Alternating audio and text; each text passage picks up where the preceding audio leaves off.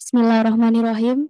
Yang terhormat Wakil Dekan Bidang Perencanaan Sumber Daya dan Alumni Ibu Doktor Ibu Dok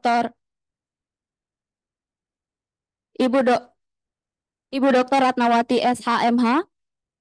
Yang kami hormati narasumber kita Bapak Akbar Johan SHMM. Beliau merupakan Direktur Komersil PT Krakatau Steel Indonesia, Ketua Asosiasi Logistik dan Forwarding Indonesia, dan juga sebagai Ketua Badan Logistik dan Rantai Pasok Kadin Indonesia.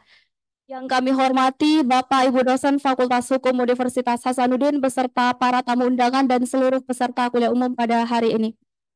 Assalamualaikum warahmatullahi wabarakatuh. Shalom, Om Swastiastu, Namo Buddhaya, dan salam kebajikan. Selamat pagi Bapak Ibu.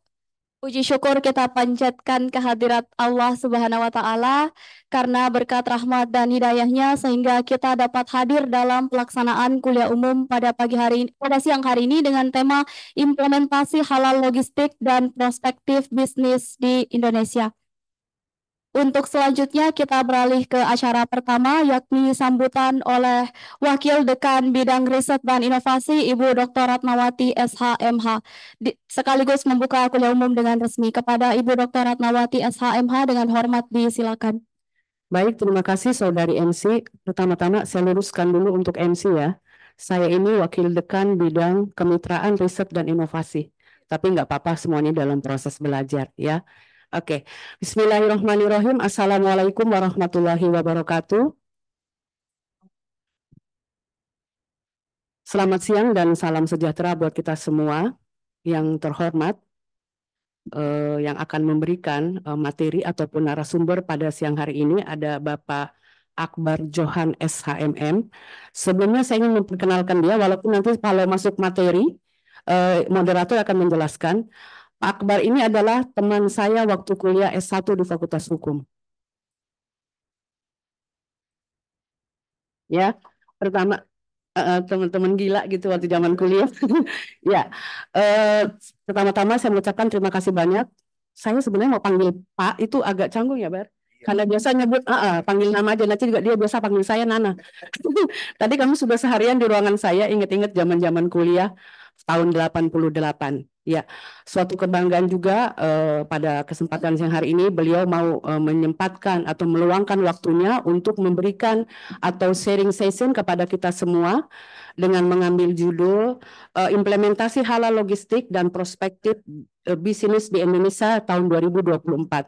Sebelum saya membuka kegiatan hari ini, tentunya puji dan syukur senantiasa selalu kita panjatkan kehadirat Allah Subhanahu wa Ta'ala. Salawat dan salam juga kepada junjungan kita Nabiullah Muhammad SAW yang mana atas berkat rahmat dan hidayahnya sehingga pada siang hari ini kita masih diberikan kesehatan, keselamatan di dalam bulan Ramadan ini di dalam bulan Ramadan. Terus waktunya juga ini prime time ya, jam 13 itu biasanya semua campur aduk. Tapi saya sangat yakin dan percaya bahwa semua peserta baik yang hadir secara daring dan luring akan dengan seksama mengikuti kegiatan ini. Saya perlu perkenalkan juga karena mungkin pematerinya itu adalah dari angkatan kami, angkatan 88. Ada dua orang teman saya juga yang hadir pada kesempatan siang hari ini. Sebenarnya untuk angkatan 88 bukan promosi ya. Saya yang jadi dosen di angkatan 88 itu ada 4 orang. Yang hadir di sini mungkin bisa berdiri ya. Saya biasa panggilnya Bang Jul, Pak Dr. Zulkifli Aspan SAMH. Ini adalah salah satu teman angkatan saya di 88 yang jadi dosen. Kami berempat, selain Pak Zulkifli, ada Prof. Yudariksawan dan ada Prof. Hasbil Pasirangi. Ini teman saya, ini pegawai Bank BCA, gitu ya. Tapi karena kami mau kumpul hari ini juga beliau sempat hadir, Bapak Sukri Hasan SH. Buru-buru, ya. Ini juga adalah teman-teman saya yang lain sementara menyusul on the way, nanti kumpulnya di ruangan saya. Iya. Kayaknya nggak usah lama-lama ya Bar ya, supaya lebih banyak nanti pencerahan yang disampaikan oleh Pak Akbar SHMH mengenai implementasi halal. Sebagaimana kita ketahui bahwa kalau kita berbicara halal, ya mayoritas penduduk Indonesia itu kan hampir semuanya adalah Muslim. Apakah nanti Pak Akbar ini akan memberi pencerahan kepada kita? Sebenarnya harusnya diberi labelnya halal atau haram? ya, karena itu biasa label-label halalnya itu kan itu biasa kecil bentuknya atau apa yang orang tidak bisa mendeteksi sebenarnya produk ini halal atau tidak. Ya, nanti semua pencerahannya itu akan disampaikan oleh saudara saya, Bapak Akbar Johan SHMM. Pak Akbar Johan juga ini adalah sekarang ini posisinya ya, juga mahasiswa program doktoral ilmu hukum Fakultas Hukum Unhas. Mohon doanya besok dia akan ujian proposal ya. Tetapi itulah dunia pendidikan. Besok beliau mau ujian proposal. Kebetulan saya juga pengujinya. Amin ya. Iya. Baik, dengan tidak berpanjang lebar, marilah bersama-sama kita membuka kegiatan hari ini dengan mengucapkan Bismillahirrohmanirrohim. Baik, terima kasih banyak Bu atas sambutannya. Untuk selanjutnya kami mengundang kepada Ibu dan narasumber dan Ibu Andi Suci Wahyuni untuk bergabung dalam foto bersama. Dan juga kepada seluruh peserta kuliah umum, silakan ke depan untuk bergabung dalam foto bersama.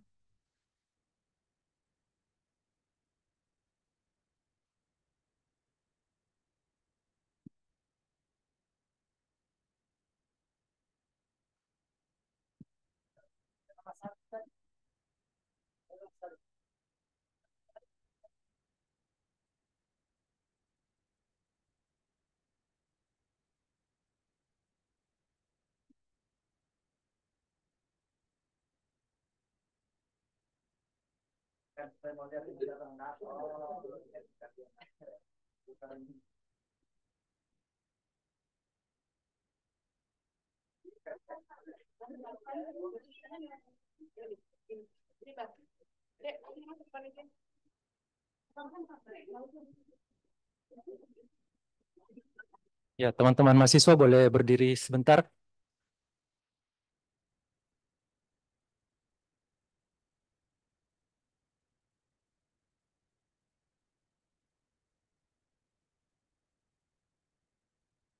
Ya, silakan berdiri dulu sebentar, sebentar.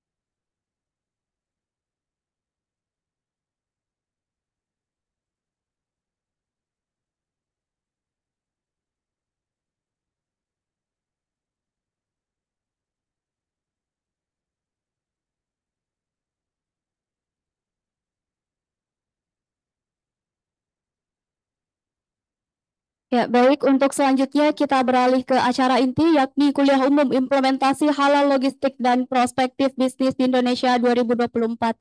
Kuliah umum ini akan dipandu oleh moderator kita, Ibu Andi Suci Wahyuni, SHMKN. Kepada Ibu dengan hormati, silakan. Ya, baik. Terima kasih MC. Bismillahirrahmanirrahim. Yang saya hormati Ibu Wakil Dekan Bidang Kemitraan, Riset dan Inovasi, Ibu Dr. Ratnawati SHMH. Yang saya hormati narasumber kita pada siang hari ini, Bapak Akbar Johan SHMMM. Yang saya hormati pula Bapak dosen dan para tamu undangan yang sempat hadir dalam kuliah umum hari ini dan adik-adik mahasiswa dari berbagai mata kuliah ya pada siang hari ini. Assalamualaikum warahmatullahi wabarakatuh. Dan selamat siang semuanya. Kita sudah kuliah umum ini adalah rangkaian dari salah satu rangkaian kegiatan ilmiah dalam rangka penyelenggaraan Disnatalis Fakultas Hukum ke-72. Dan sangat beruntung bahwa pada hari ini kita telah hadir bersama kita alumni dari Fakultas Hukum dan juga yang memiliki banyak pengalaman baik sebagai pelaku usaha dan juga berbagai prestasi-prestasi yang ada. Dan alhamdulillah puji dan syukur berkat ridho Allah Subhanahu wa taala dan kita semua masih diberi kesempatan untuk menghadiri kegiatan ilmiah ini. Dan saya Suci Wahyuni selaku moderator diminta untuk memandu kegiatan ini kurang lebih 1 jam dan pemaparan materi insya Allah akan dilaksanakan selama 30 sampai 45 menit dan selanjutnya kita akan ada diskusi dengan pemateri kita. Nah, kegiatan ilmiah ini berjudul implementasi halal logistik dan prospektif bisnis in Indonesia 2024 dan terkait topik ini sebenarnya ini seperti tadi yang Ibu Wakil Dekan telah memaparkan bahwa melihat bahwa Indonesia ini mayoritas adalah pemeluk agama Indonesia dan juga ekonomi syariah di Indonesia juga mulai mengalami peningkatan dan pertumbuhan sehingga dan dengan adanya pengaturan kewajiban dalam hal Undang-Undang Jaminan Halal di 33 tahun 2014 itu membuat bahwa salah satu pemberian syarat untuk mendapatkan sertifikasi halal adalah tidak saja yang selama ini mungkin adik-adik semua ketahui bahwa itu hanya pada zat ataukah bahan-bahan atau ingredients yang untuk yang akan dikonsumsi seperti itu oleh pemeluk agama Islam, terutama makanan ya. Tapi ternyata di undang-undang mengatur juga semua proses termasuk logistik dalam artian distribusi. Nah, sudah sangat pantas karena pemateri kita pada siang hari ini adalah pelaku usaha di bidang logistik dan juga berbagai usaha lainnya dengan beliau juga memiliki riwayat pekerjaan termasuk di bidang Krakatau Steel sebagai direksi dan juga mengenai suatu produk dengan produk halal ini harus dengan syariat Islam. Nanti kita lihat sendiri bagaimana sebenarnya urgensi implementasi logistik halal ini di Indonesia, bagaimana pengaturannya dan bagaimana implementasinya saat ini, karena kita ketahui sendiri itu kewajiban di dalam Undang-Undang 33 tahun 2014 dan bagaimana kemudian tantangan serta karena narasumber kita sudah memiliki track record dan pengalaman dan pelaku usaha di bidang logistik, sebenarnya standar apa saja yang digunakan saat ini, apakah masih mengacu pada standar-standar tertentu ataukah harus juga mengakomodir standar halal itu sendiri dalam logistik di dunia internasional. Nah, mungkin adik-adik semua saya harapkan bisa lebih interaktif mengambil kesempatan ini untuk bertanya langsung sehingga mungkin nanti bisa menjadi topik-topik kajian ilmiah ataupun tugas-tugas akhir karena ini sudah masuk ke tahap mata kuliah yang semester 4, 5 ke atas ya yang hadir pada siang hari ini. Dan untuk sebelum beliau memaparkan materi, izinkan saya untuk memaparkan CV singkat beliau. Bapak Akbar Johan SHMM. Beliau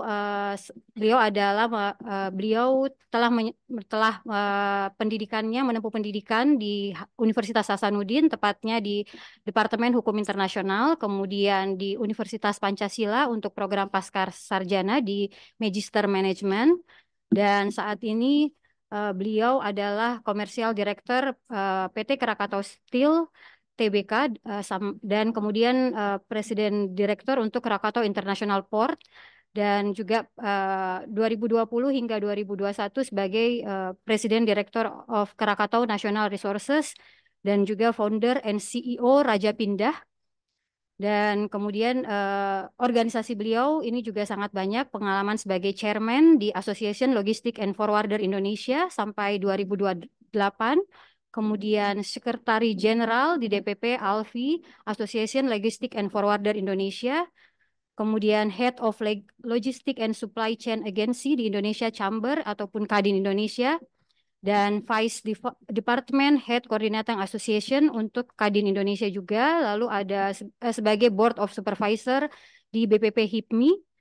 Ini adalah Indonesian Young Entrepreneurship Association sampai di tahun 2019. Dan untuk mempersingkat waktu, kami persilahkan kepada pemateri Bapak Akbar Johan SHMM untuk memaparkan materinya. Dengan hormat kami persilahkan.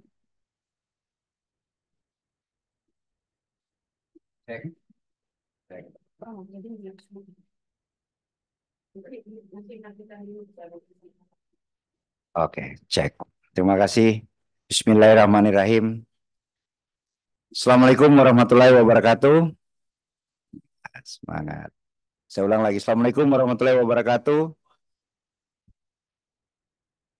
Ya, saya lebih suka setiap memulai acara itu dengan penuh sukacita, ya. Jadi tidak ada tense, tidak ada pressure. Ini berapa SKS-nya, Bu? 6? 2 SKS, 3 bercanda. Baik, adik-adik sekalian, saya harus menyapa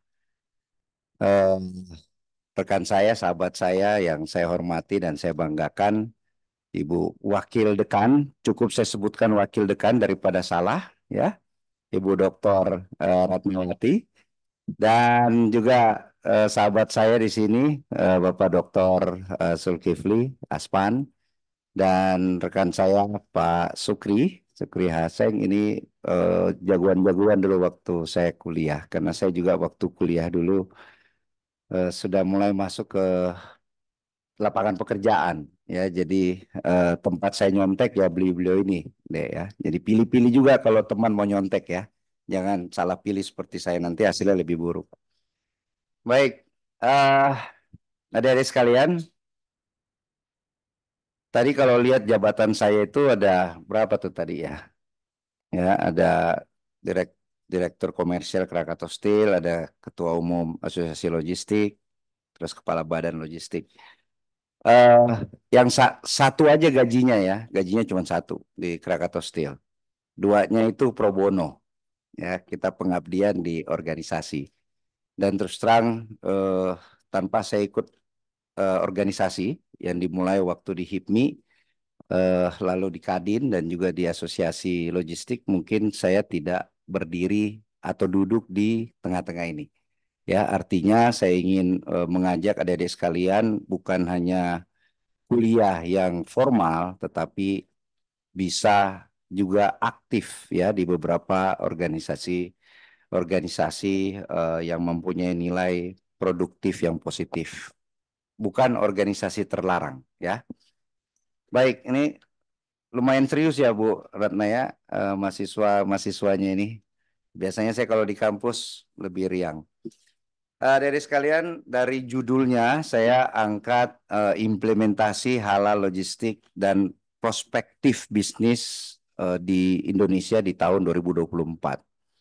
Kalau lihat judulnya, tentu fokusnya ada di logistik dan prospektif bisnis, ya. Ada yang tahu nggak apa itu logistik? Yang tahu dapat sepeda.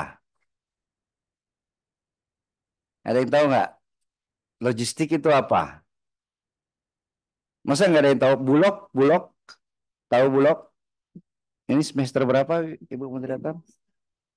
Semester 4. Harusnya sudah tahu dong. Logistik itu apa? Yang pegang rambut? Oke, saya ilustrasikan seperti ini. Hari ini siapa yang bangun tidur langsung mandi? Nah, itu.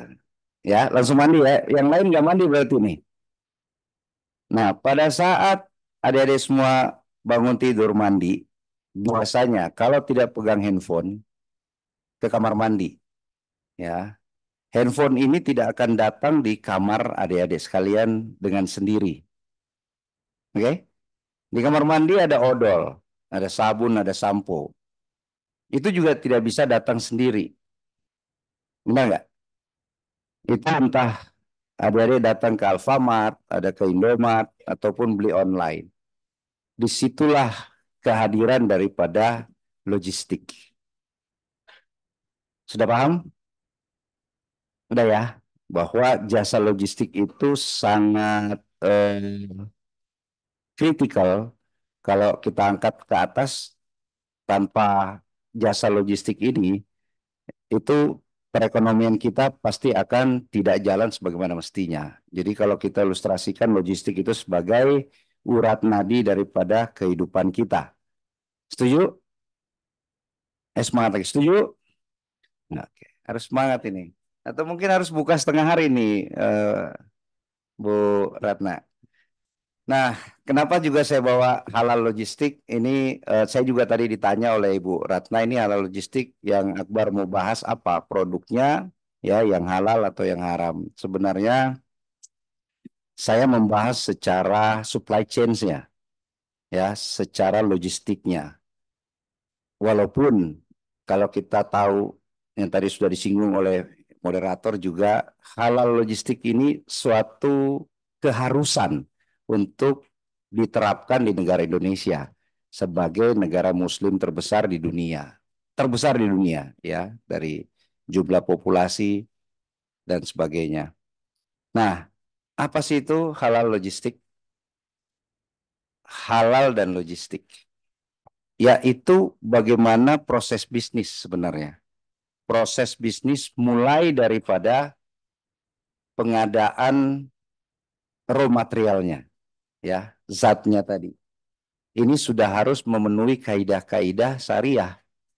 Ya, itu tadi atau iban halal atau iban dan food safety. Ya, ini ilustrasi aja. Bisa di slide berikutnya. Jadi proses bisnis yang bukan hanya pada saat penyajian, bukan hanya pada saat rumah makan ataupun kosmetik itu dipasang stiker halal, tetapi bagaimana proses bisnis mulai daripada pengadaan saatnya, apakah mematuhi kaidah-kaidah syariah, lalu proses produksinya juga mematuhi kaidah-kaidah syariah, lalu proses penyimpanannya. Ya, di penyimpanannya misalnya ternak memenuhi kaidah-kaidah Islam pada saat diternak, pada saat pemotongan, Bu Moderator, bahkan pada saat penyimpanannya. Dan juga pada saat distribusinya. Ini semua proses yang harus dijaga potensi-potensi tercemar atau terkontaminasi hal-hal yang berbau najis misalnya. Ya, hal-hal yang berbau ataupun berpotensi tidak higienis. Lalu sampai di delivery ataupun di distribusi, kemudian penyajiannya kalau itu makan misalnya, ya, di makanan, di restoran, itu juga penyajiannya juga harus mematuhi kaidah-kaidah Islami. Dan tidak berhenti di situ sebenarnya, ada proses waste-nya, ya, ada proses sampahnya. Ini juga harus kita mematuhi protokol-protokol kaidah-kaidah yang diatur oleh lembaga yang mengatur mengenai halal logistik itu. Jadi halal logistik itu tadi mengenai pengadaannya, penerimaannya, penyimpanannya, distribusi, transportasi, dan penyajian sampai ke waste manajemennya. Kalau ditanya siapa regulator daripada halal logistik, sama, yaitu ada satu badan yang dibentuk oleh pemerintah, yaitu Badan Penyelenggara Jaminan Produk Halal, ya, atau biasa disingkat BPJH. Ini melalui submit proposal, terus diaudit, ya, terus dievaluasi, beberapa waktu kemudian akan diberikan sertifikasi halal. Jadi produknya bukan hanya yang disertifikat halal, tetapi jasa logistiknya juga diberikan pengakuan melalui sertifikasi bahwa perusahaan logistik ini mematuhi kaidah-kaidah yang ditentukan oleh BPJPH, ya. Nah, bisa slide berikutnya, yaitu bagaimana kondisi situasi ekosistem daripada logistik halal ini di Indonesia. Bahwa memang tadi di awal bahwa satu, Muslim terbesar di dunia, populasinya ini nggak bisa terbantahkan.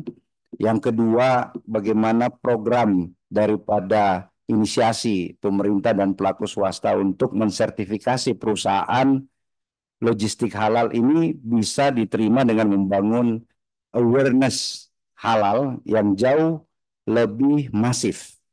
Ya, saya rasa pemerintah dengan menerbitkan beberapa peraturan, yang terakhir adalah undang-undang di tahun 2023, ini juga menjadi kekuatan, Bu, untuk bisa menjadi landasan proses-proses bisnis daripada logistik halal itu sendiri.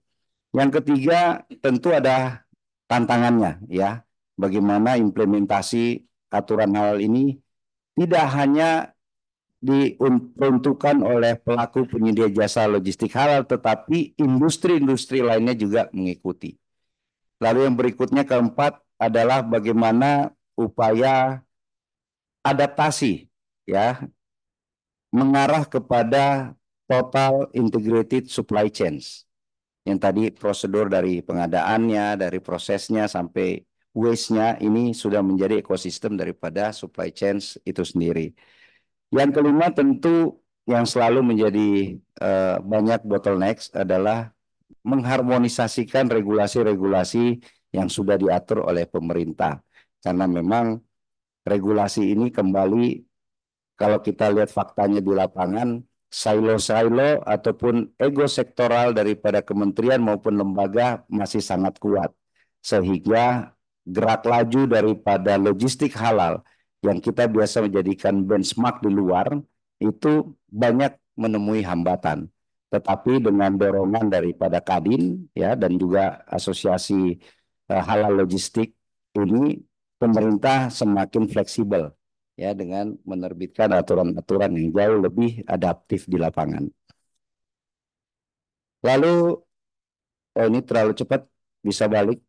Permasalahan sebenarnya ini permasalahan global ya Ibu Moderator ya, yaitu COVID. Rasanya tidak ada kasus di dunia ini yang melebihi daripada COVID. Karena COVID ini bukan hanya merontokkan ekonomi, tetapi juga merenggut nyawa jiwa yang jumlahnya fantastis. Nah, dari dampak COVID ini tentu ada terjadi global supply chains yang sangat menimbulkan biaya tinggi. Bagaimana kontainer-kontainer yang mayoritas masuk ke China waktu itu, dan di China karena sangat ketat protokol COVID-nya, itu kalau operatornya saja sudah terindikasi COVID, pelabuhannya langsung diblok. Ya, pelabuhannya langsung diblok sehingga kapal-kapal itu satu tidak bisa masuk, ya tidak dihentikan totally operation, bahkan kapal yang sudah bersandar untuk keluar juga tidak diperbolehkan. Jadi terjadi shortage ya, terjadi kekurangan kontainer. Nah, baru-baru ini bulan ini juga terjadi accident yang tidak kalah mengejutkannya, yaitu satu kapal shipping line internasional yang sangat besar itu menabrak jembatan di Baltimore ya, di Baltimore, sehingga terjadi kerusakan fatal, jembatannya rubuh, kalau nggak salah sekitar 20-an orang meninggal. Tetapi tidak berhenti di situ, Bu ya, dampaknya adalah rute daripada pelayaran mau tidak mau harus berputar ya, dan traffic yang baru yang berputar itu pasti menimbulkan high cost yang tinggi dan juga supply and demand-nya terganggu dari sisi kontainernya. Ini pasti akan memberikan dampak yang signifikan. Ditambah lagi perang, ya, ditambah perang Ukraine, terus di Palestina, ini juga memberikan dampak global kepada Indonesia yang tidak sedikit. Lalu ini tadi kekurangan kontainer disampaikan. Nah, ini yang tidak kalah pentingnya, awareness tentang halal. Ya, saya kira kita di sini tahu itu halal seperti apa. Saya beberapa kali datang di luar negeri, ya, ternyata di beberapa negara yang minoritas muslimnya itu jauh lebih aware untuk melaksanakan proses halal ini, baik dari produknya, logistiknya. Karena ternyata waktu saya dialog sama mereka, kenapa kamu pakai padahal kamu non-muslim? Dia bilang semua kaidah-kaidah yang diatur, terutama untuk logistik atau supply chains-nya produk halal, ini kaidahnya di atas daripada kaidah-kaidah kualitas mutu, higienis, dan kesehatan daripada barang itu sendiri. Sehingga dia mengambil protokol-protokol, aturan-aturan yang diajarkan di syariah kita. Dan itu berjalan sangat maksimal dan terbukti revenue-nya pun meningkat. Ini tentu tidak lain juga ada pengaruh tren untuk hidup jauh lebih sehat, ya. Dan ternyata dari syariah Islam itu mengajarkan yang lebih konkret. Akhirnya tren atau benchmark daripada produk halal akhirnya bukan di Indonesia. Saya ketemu ekspertis sekitar 15 tahun lalu, itu ekspertis halal logistiknya Pak Sukri, itu orang Belanda. Dan beberapa kali lagi datang rata-rata orang Eropa yang bikin role model di Malaysia, Bu. Ya, dan memang dia bangun halal logistik park itu terbesar, termodern ada di Malaysia. Nah, itu yang menjadi tantangan kita. Kenapa bukan di Indonesia? Lalu ini selesai dan tentunya ada driver-driver, ada trigger ya di tantangan yang dihadapi. Coba ya itu. Ya, kita tahu e-commerce, ya, siapa yang tidak tahu e-commerce, dan juga ada digital supply chains, ini merubah landscape bisnis. Landscape bisnis artinya logistik itu kuncinya hanya satu, efisiensi. Ya, efisiensi bisa didapat kalau ada kepastian, sehingga menimbulkan produktivitas yang tinggi. Nah, di bisnis proses e-commerce ini, dengan proses digitalisasinya, memenuhi kriteria-kriteria itu. Kenapa menjadi suatu trigger yang luar biasa dan bukan hanya di Southeast Asia, tetapi di global market. Nah, dengan modal populasi terbesar salah satu di dunia, Indonesia ini menjadi lapak terbesar daripada seluruh perusahaan-perusahaan e-commerce. Ya, saya kira adik-adik sekalian tidak ada yang pernah tidak pesan produk di online. Ada nggak yang belum pernah pesan di online? Semua sudah ya. Nah, itu juga jasa pengirimannya adalah bagian daripada supply chains, yaitu last mile delivery. Itu bagian daripada logistik. Lalu tadi e-commerce tidak bisa lepas dengan digital supply chains. Di sini juga ada supply localization. Ini juga lebih menarik bagaimana secara regional dan global ini terconnected. Ya, jadi konektivitas daripada supply localization ini sudah tidak bisa dibendung. Dan yang berikutnya increase capacity needs.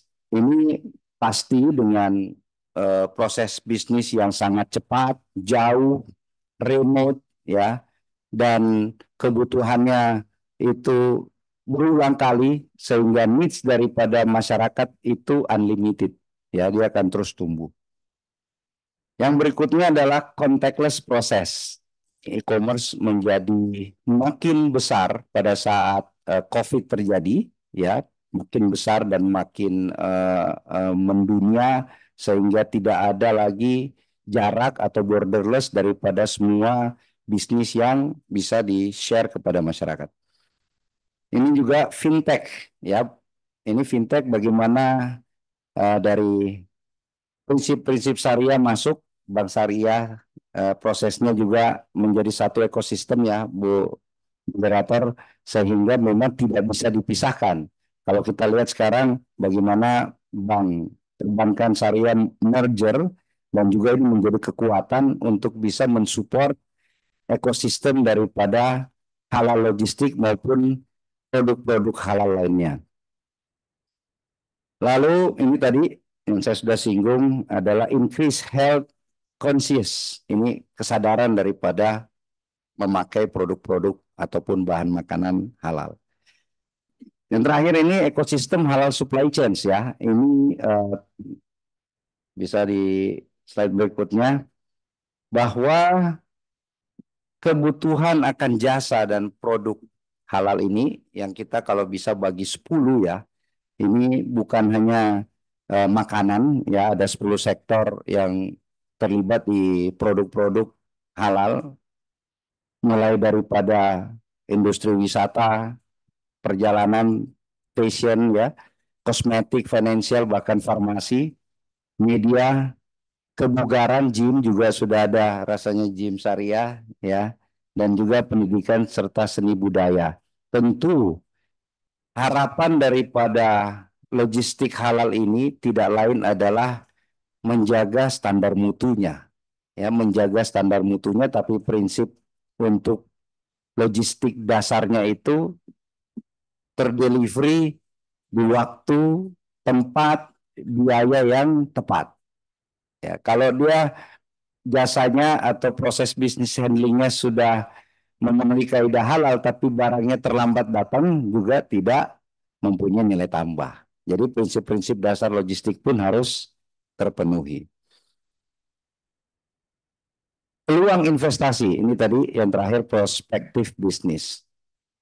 Dari beberapa kajian internasional, spending daripada populasi Muslim di Indonesia, di dunia, itu hampir 2.000 triliun US. Kalau dari McKinsey, potensi logistik tok di Indonesia itu sudah hampir 2.000 triliun rupiah. Ya, jadi bagaimana ekosistem baik itu transportasinya, cold storage-nya, cold chain-nya, restorannya ini juga sangat terbuka untuk melakukan investasi. Sehingga investasi-investasi ini akhirnya terus terang Bu Ratna, perusahaan asing yang cukup agresif masuk ke Indonesia, ya mereka membawa integrated services termasuk pendanaannya, dan kalau kami lihat pendanaannya itu belum melibatkan daripada bank-bank syariah di Indonesia. Ini yang kita dorong, ya kalau bisa pemerintah juga memberikan batasan-batasan. Mereka bawa teknologi, mereka bawa volume, mereka bawa kargo, tetapi pendanaannya baiknya juga menggunakan pendanaan daripada bank syariah kita. Lalu bagaimana ketertarikan ataupun menambah ruang daripada masyarakat untuk masuk di sektor halal logistik, itu juga menjadi tantangan, ya, dan di ujungnya adalah akses perbankan yang menjadi nomor satu.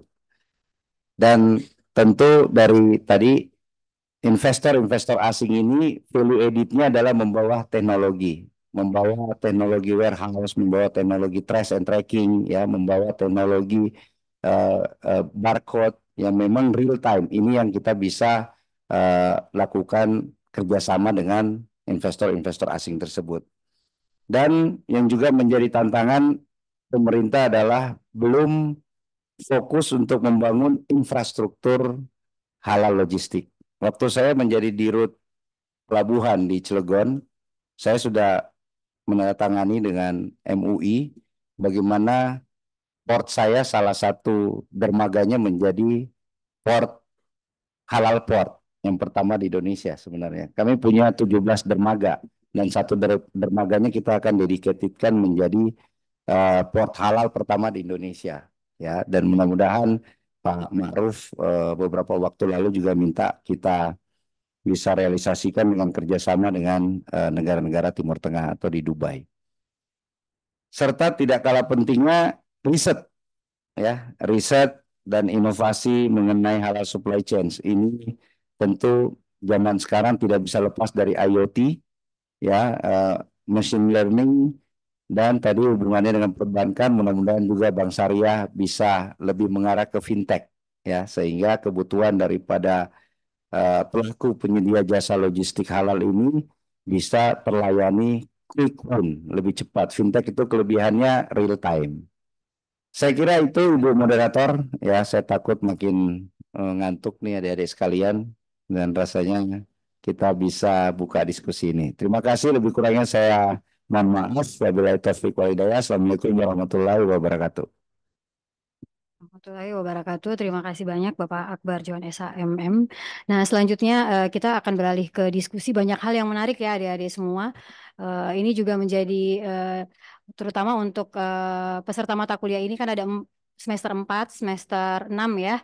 Jadi ini adalah hal yang sangat terkini saat ini untuk kalian juga bisa mengkaji dan nantinya menjadikan ini bahan topik akhir. Banyak hal yang bisa dikaitkan karena kalau kita lihat tadi penyampaian dari narasumber ini tidak saja berkaitan dengan undang-undang jaminan halal. Di situ ada pengaturan hukum lain, undang-undang perdagangan, kemudian ada perlindungan konsumen juga termasuk juga kepariwisataan dan juga di bidang finansial ya. Jadi tadi juga sudah disebutkan bahwa tantangannya adalah apakah bank syariah itu kemudian bisa juga banyak yang beralih kepada bank-bank yang memberikan financial teknologi service ya. Nah, untuk sesi pertama kami persilahkan 3 orang penanya. Silahkan adik-adik.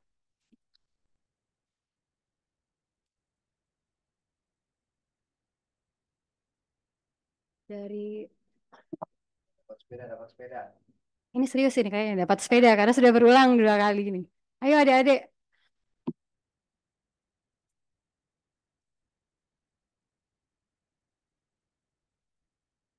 Silahkan berdiri kemudian panitia tolong disampaikan mic-nya ke peserta.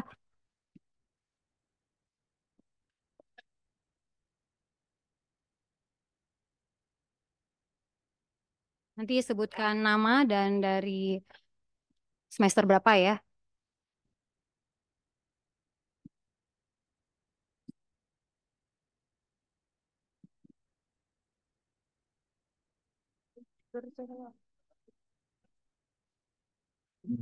Terima kasih atas kesempatannya. Perkenalkan, nama saya Chris Antoni Masuktapianus dari Hukum Acara Peradilan Agama kelas A.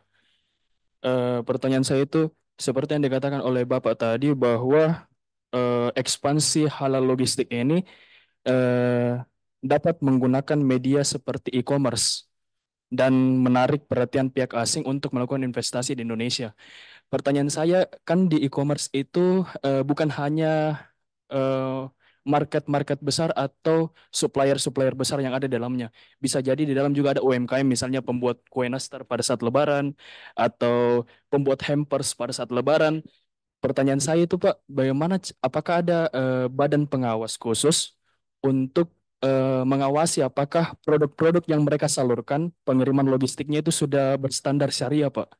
Apalagi mereka kan ini unit apa ekonomi menengah ke bawah. Terima kasih. Baik, makasih. Eh, saya jawab langsung ya. Pertanyaannya bagus nih. Ini kan mengenai pengawasan, ya pengawasan bagaimana klaster bisnis e-commerce ini bisa maju, ya, tetapi tidak terhambat oleh regulasi-regulasi. Dan memang e-commerce ini juga menjadi portal bagi startup ataupun UMKM kita.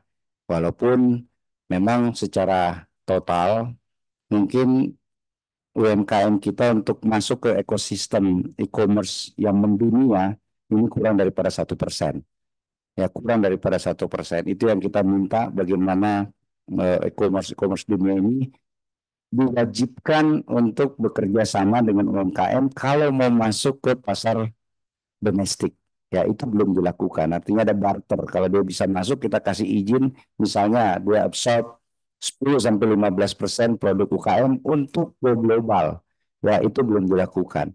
Nah, perihal kalau kita bicara UMKM kita untuk domestik, hampers ataupun kue lebaran, terus terang itu belum terjamah oleh pengawasan halal logistik. Ya, karena dari data terakhir perusahaan yang sudah certified halal logistik itu tidak lebih daripada 50 company. Dan perusahaan itu lebih melayani industri, Mas. Ya, industri misalnya beberapa restoran besar itu ditangani oleh mereka dan sudah certified. Saya kira memang PR-nya masih banyak, ya, bagaimana pemerintah melalui beberapa badan FPM MUI juga, ya, ini bisa lebih melibatkan stakeholder di daerah, ya, misalnya Pak Zul dengan dinas-dinas terkait di daerah, karena ini scatter, dia tersebar di mana-mana, ya, Kalau mengharapkan cuma pusat untuk ngawasi ini jauh tidak terjangkau. Ya, jadi ini juga menjadi catatan Mas kita untuk bisa kembali menjaga kualitas mutu yang memenuhi kaidah-kaidah syariah terutama di produk-produk UKM kita. Terima kasih Mas. Demikian Dek, ada lagi tanggapannya? Kita lanjut lagi, silahkan adik-adik yang mau bertanya. Pak Afif tolong, ada satu orang di depan, kemudian ada yang kedua lagi.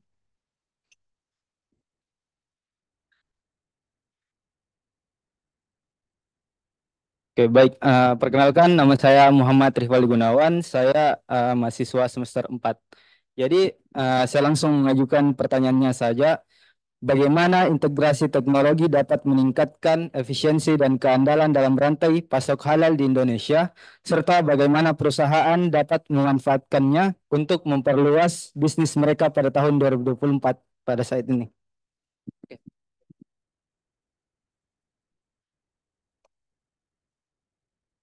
Ini juga bagus pertanyaannya ya. Rasanya di seluruh ekosistem logistik itu kan terbagi dari upstream, di mills sama di last mile ya. Di situ ada fasilitas pergudangan yang namanya fulfillment center. Kalau kita bicara e-commerce ataupun last mile delivery, ya marketplace, e-commerce. Beberapa anggota saya di Alfi, kita itu punya 4.000 perusahaan members seluruh Indonesia. Ya. Itu waktu booming pertama e-commerce Mas, ya masuk gitu ya. Itu mereka melakukan bisnis menerima order dan antar order itu tanpa teknologi. Ya, paling banter WA dan email. Dan apa hasilnya? Menyedihkan, pada berguguran. Ya, karena e-commerce itu Mas, kalau bukan perusahaan besar yang dibekali oleh modal besar dan teknologi, dia tidak akan bisa survive. Kenapa saya bilang pemodal besar? Karena ini adalah bakar uang. Ya, itu kalau misalnya dia promosi baju terus ongkir gratis, itu bukan berarti ongkir gratis. Ya, dia bayar ke anggota saya, tetapi dengan harga yang diskon gede-gedean, karena dia bicara volume. Ya, bahwa traffic saya bisa janji, misalnya Shopee nih ya, langsung aja Shopee misalnya. Itu bisa, misalnya 1 bulan trafficnya bisa 5 juta traffic. Yang biasanya biaya pengirimannya, let's say dari sini, Makassar misalnya ke Manado misalnya, itu let's say 10.000. Dengan janji 5 juta traffic, itu mungkin bisa cuma 2.000 perak. Dealnya, dia bicara volume. Nah, kalau sudah 5 juta traffic terus manual, itu gempor. Ya, saya pingsan, tepar tuh yang pekerjaannya maupun manajemennya. Jadi teknologi itu menjadi suatu hal yang sangat mutlak untuk bisa mensupport jumlah transaksi sampai ke payment ya Pak Sukri ya, bagaimana fintech itu payment gateway menjadi solusinya. Tanpa itu transaksinya tidak akan bisa jutaan dalam in 1 hour malah ya, dalam hitungan jam. Jadi suatu hal yang sangat mutlak teknologi, dan sekarang syukurnya teknologi itu tidak mahal lagi. Tidak mahal lagi. Itu bisa dengan berkolaborasi ya, by transaction. Dulu kita pasang managed service istilahnya Pak Sukri ya. Dulu kita harus pasang hardware, kita harus ada orang, itu nggak perlu lagi. Seperti saya juga pasang itu by transaction, managed service. Karena apa, teknologi kan terus berubah ya. Jadi begitu teknologi berubah, ya mereka juga ganti, kita nggak perlu invest lagi. Begitu Mas. Baik, masih ada satu lagi Pak Afif, tadi yang perempuan di belakang.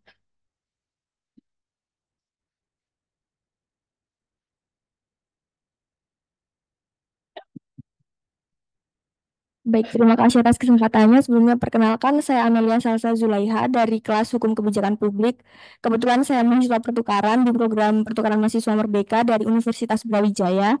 Di sini tadi berbicara mengenai e-commerce dan juga halal logistik. Tadi juga sempat disinggung mengenai halal financial, di mana kita sendiri tahu kalau misalnya kita berbicara tentang hal yang halal, mungkin boleh jadi di Shopee itu untuk logistiknya sudah halal, tapi kita sendiri juga tahu ada yang namanya Shopee Pay Later, di mana tadi juga sempat dibahas di mana halal itu juga dari segi pengadaannya. Lalu kalau seperti itu, bagaimana? Apakah itu masuk ke pengkategorian yang berbeda? Lalu yang kedua pertanyaannya, ketika memang akan diadakan pengawasan maupun istilahnya pelegalan mengenai halal logistik, berarti itu akan memunculkan hal yang baru seperti label halal seperti di produk-produk makanan, kosmetik, dan lainnya. Nah, apakah di Indonesia nantinya memungkinkan untuk munculnya label halal bagi logistik yang akan berlangsung seperti itu, Pak? Terima kasih. Siapa namanya tadi? Amelia Salsa. Amelia, bagus nih. Sepeda ya, sepeda. Nanti diantar ke Malang ya sama Pak Zul. Itu menarik. Kebetulan partner saya yang provider daripada pay later ya. Eh, ini mereka pay later ini tidak mesti ternyata perbankan. Ya, mereka punya produk terus kerjasama dengan beberapa bank, Pak Sukri. Kebetulan dia sebagai vendor BNI. Ya. Nah, kalau tadi pertanyaannya apakah akan dilakukan sertifikasi bagi penyelenggara logistik halal, itu sudah, Amelia.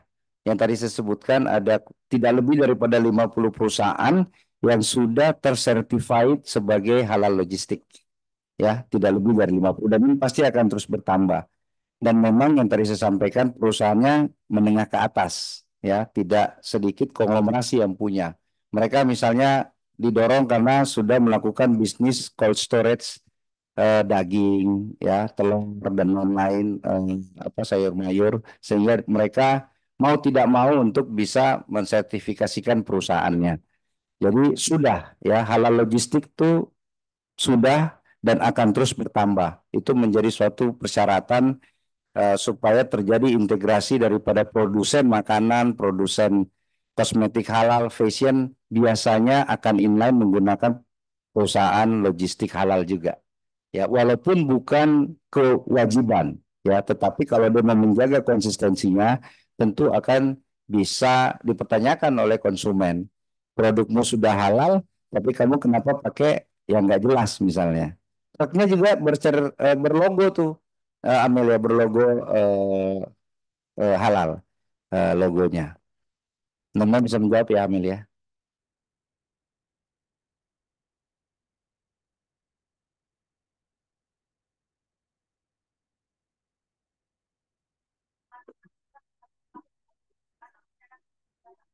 Oh iya, ya, memang tadi juga sama pertanyaannya. Pemerintah sama pelaku halal logistik belum sampai ke sana. Ya, belum sampai ke sana. Kita lagi cari role model. Ya, satu perusahaan yang secara voluntary untuk bisa diterapkan sertifikasi halal logistiknya. Amel ini lagi ongoing. Ya, beberapa tadi saya bilang ini hanya banyak restoran-restoran saja yang sudah menerapkan, tetapi yang untuk e-commerce yang tadi disampaikan ini lagi kita dorong untuk ada role model daripada perusahaan-perusahaan e-commerce supaya bisa menjadi contoh e-commerce lainnya. Bisa jadi misalnya dia akan keluarkan Shopee halal, ya kan? Berarti dia udah sertifikasi. Misalnya apalagi Toko Tokopedia halal misalnya, itu bisa jadi terjadi. Begitu Amelia. Ada yang lain? Udah mulai panas nih, Bu Ratna. Oh, ada dalam Zoom. Sorry. Silahkan Bapak Ibu yang di dalam Zoom, secara Zoom boleh langsung dibuka mikrofonnya dan menyampaikan.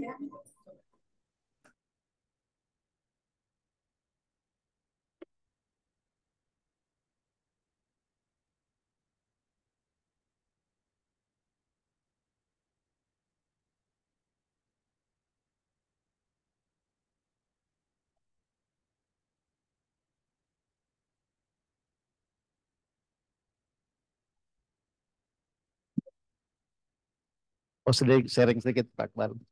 Eh, karena saya jalan dari pertama dari komersial apa bank komersial mau ke syariah. Yang ingin saya tanyakan, kan kita kan sekarang ini Pak banyak yang terjadi yang blok-blok diblokir ya, artinya makanan produk-produk yang jadi diblokir, misalnya produk-produk negara lain. Terus jadi produk jadi menjadi produk menjadi haram. Peranan logistik itu di mana Pak? Kan pasti dia tahu ini akan efeknya ada. Jadi pas saat dia mengekspor barang logistiknya ke negara Indonesia, pasti efeknya kan ada ini. Nah, kalau misalnya dia menjadi bahan hukum dan gugatan, misalnya ini kan kan Bapak yang kirim ini barang saya bahwa ia yakin bahwa ini akan diterima di negara tersebut. Ternyata menjadi barang haram di negara tersebut. Diblokir lah misalnya. Sekarang muncul kan misalnya Coca-Cola diblokir. Ini kan jadi blokir. Ya boykot. Jadi ini apakah dia menjadi tanggung jawab logistiknya di mana kira-kira? Karena kan dia sudah tahu pangsa pasarnya kan pasti akan terjadi efeknya ke depan ada. Oh ini menjadi barang haram. Tapi setelah dikirim jadi masalah di negara tersebut.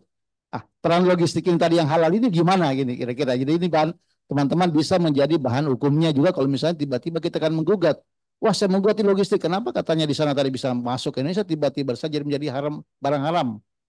MUI-nya sudah mengatakan, oh ini haram.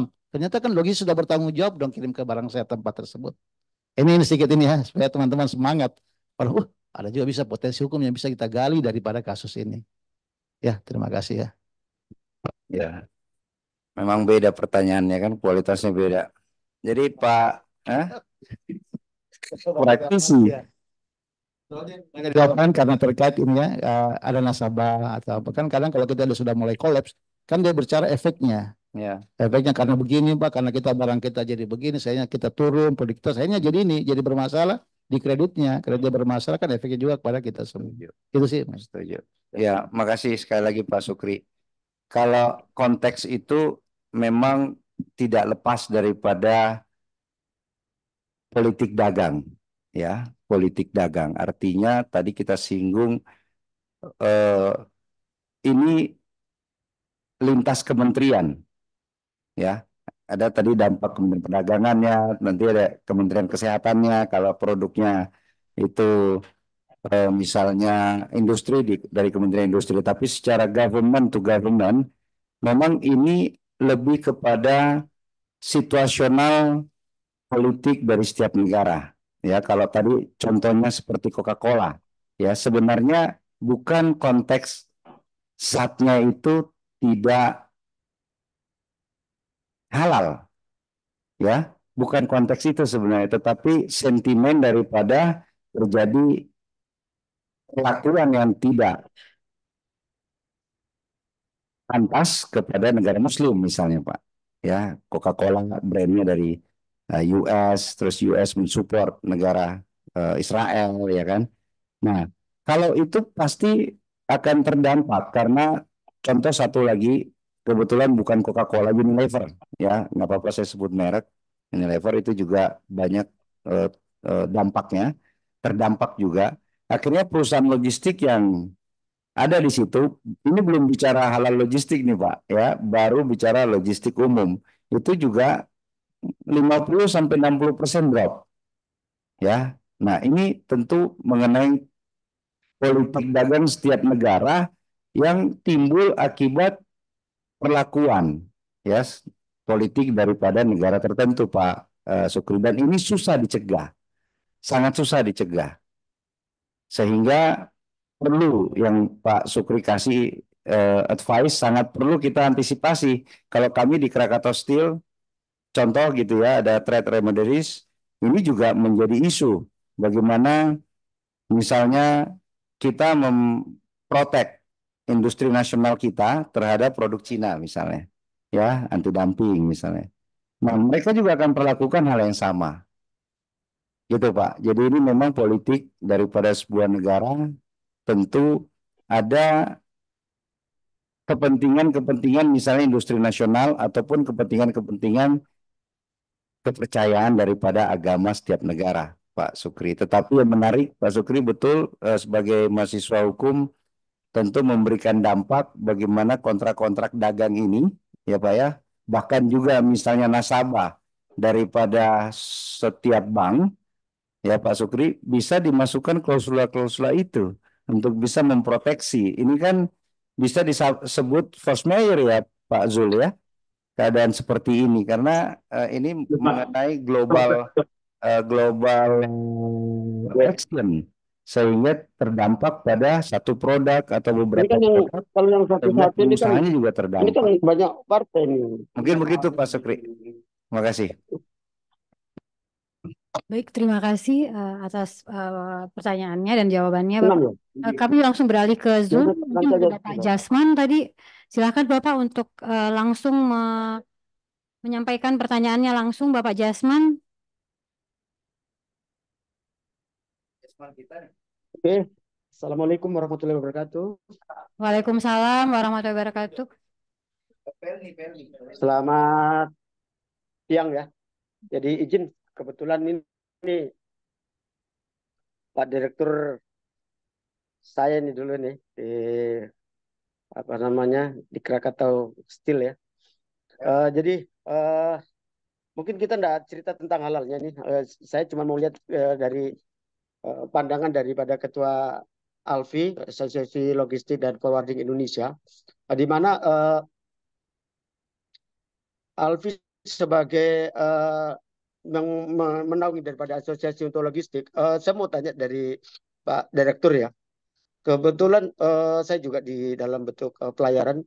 Gimana sih peran dari serta dari ALFI untuk logistik kita di khususnya di wilayah Indonesia? Karena kalau kita lihat untuk barang-barang yang dari ke luar negeri dan dari dari barang dari luar negeri ke dalam negeri atau dari dalam negeri ke luar negeri, hampir dominan besar di apa namanya di memakai kapal-kapal dari luar negeri.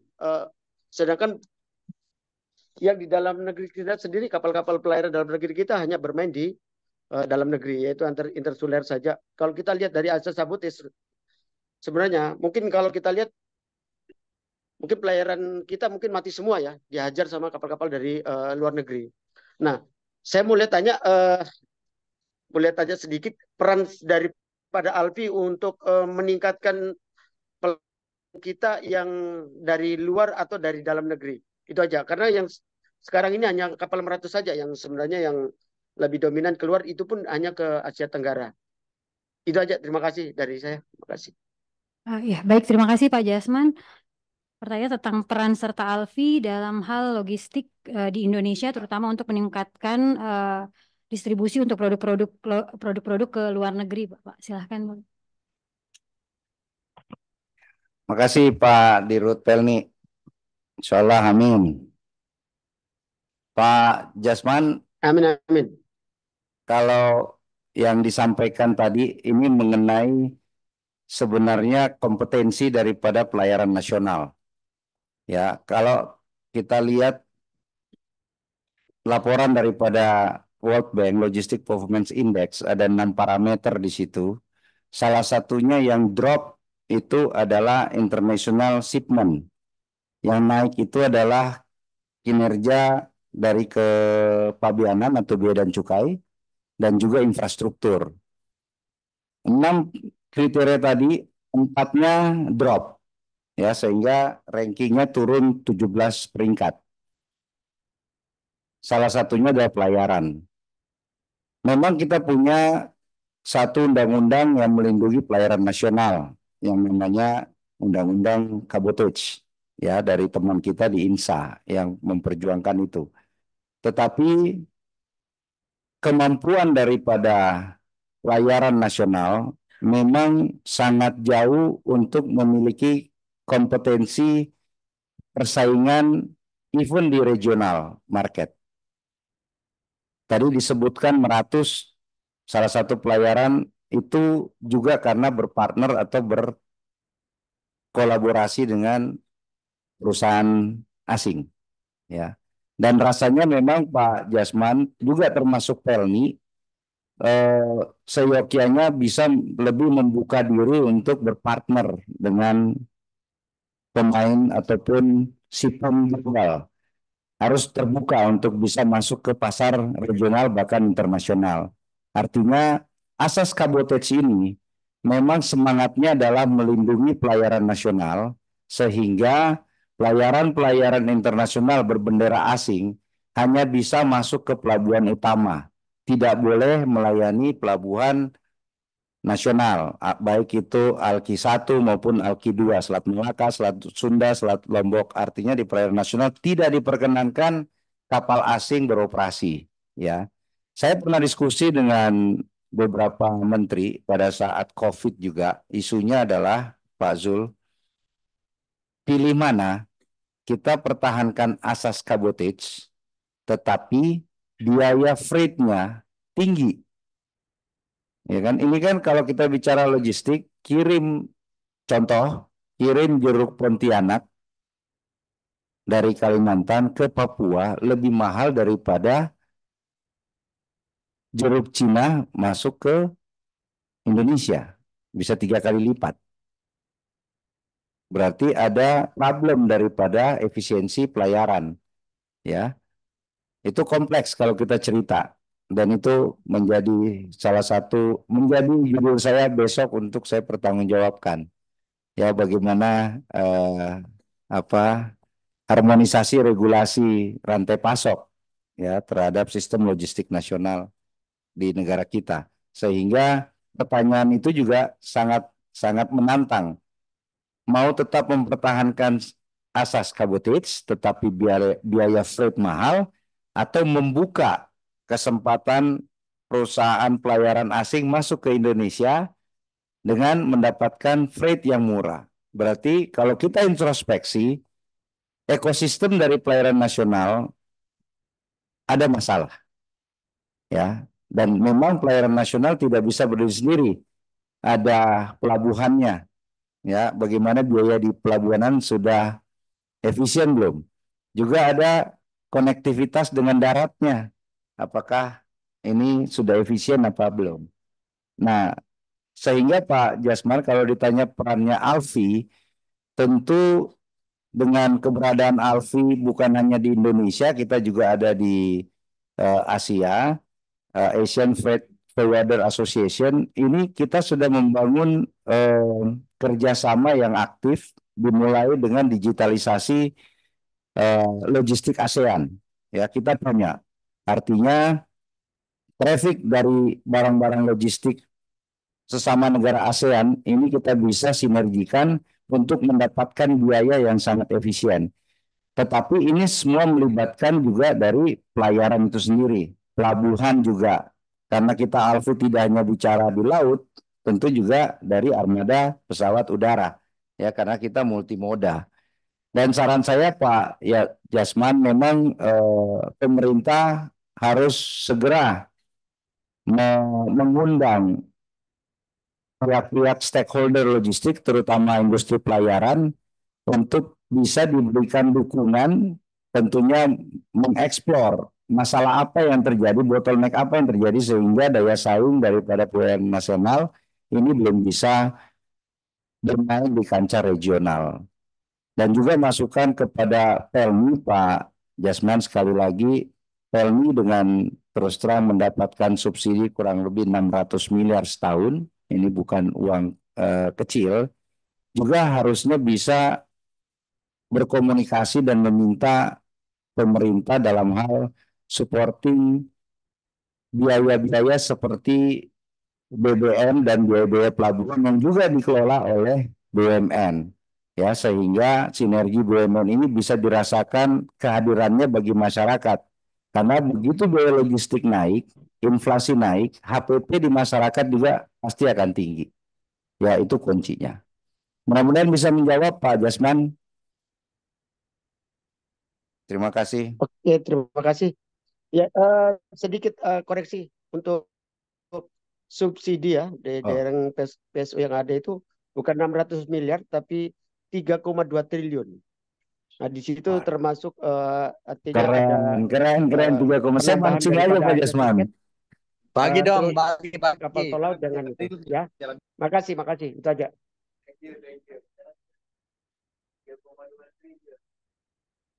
Ya, baik. Terima kasih Pak Jasmo, terima kasih Bapak narasumber. Dan mengingat waktu, adik-adik masih ada lagi saat ada penanya? Silahkan.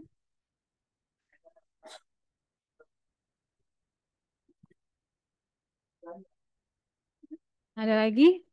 voucher ya. Dengan senang hati katanya Pak. Dengan senang hati katanya Pak.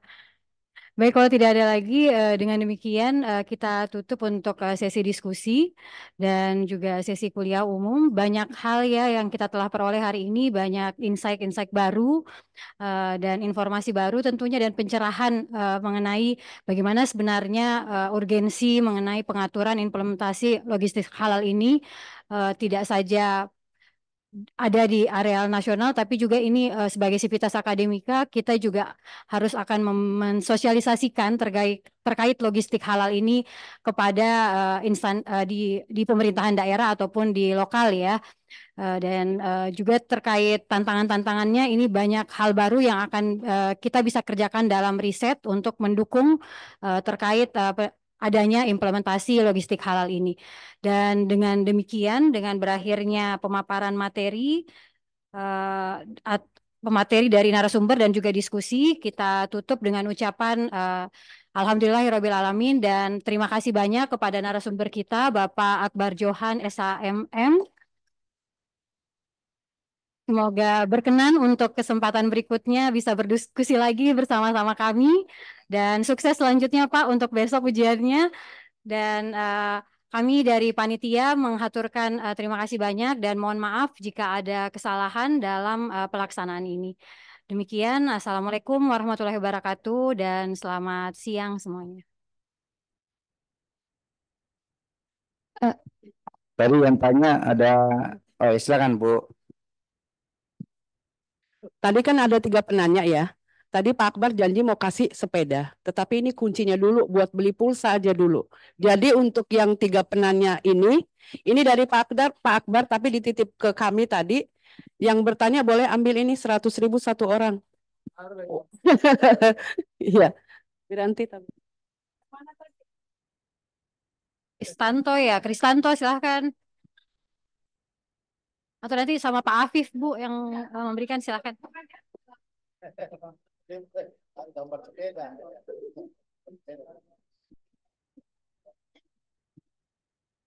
Ya baik, kami ucapkan terima kasih banyak kepada Bapak Akbar Johan SHMM selaku narasumber dan juga terima kasih kepada Ibu Andi Suci Wahyuni SHMKN selaku moderator.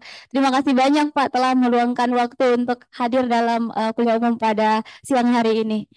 Untuk selanjutnya penyerahan piagam penghargaan dari Ibu Dr. Ratnawati SHMH selaku Wakil Dekan Bidang Kemitraan Riset dan Inovasi Fakultas Hukum Unhas kepada Bapak Akbar Johan SHMM.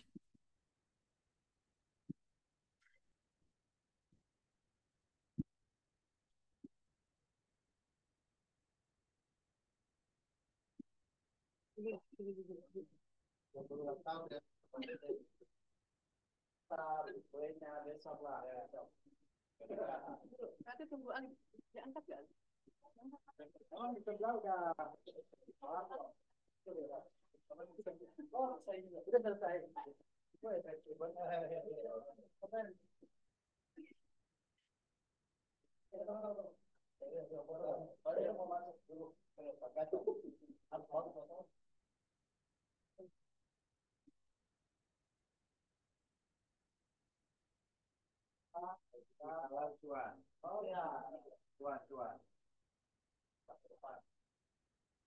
Ini soal format 1.